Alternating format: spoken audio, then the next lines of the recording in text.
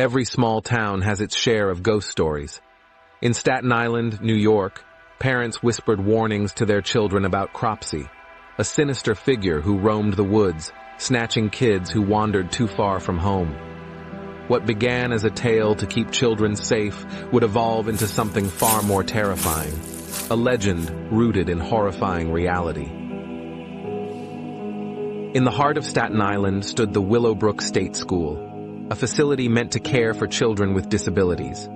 Instead, it became a place of unimaginable neglect and abuse, exposed by investigative journalists in the 1970s. The air around Willowbrook was heavy with despair, its corridors echoing with the cries of its forgotten residents. Then came Andre Rand, a former custodian at Willowbrook. The line between legend and reality blurred when Rand was linked to a series of child disappearances in Staten Island. His unsettling demeanor and proximity to the vanished children made him the embodiment of the Cropsey legend. The horror became personal for many families. Missing posters of children were plastered across town as search parties scoured the woods and abandoned structures.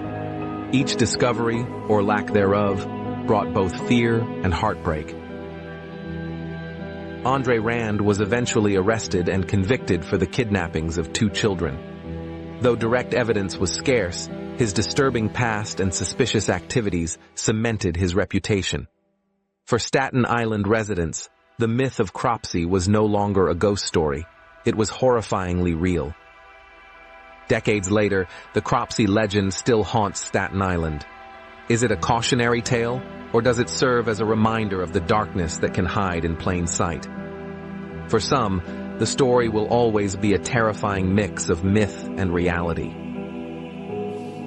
Cropsey serves as a chilling reminder that the scariest stories are not those we imagine, but those grounded in truth.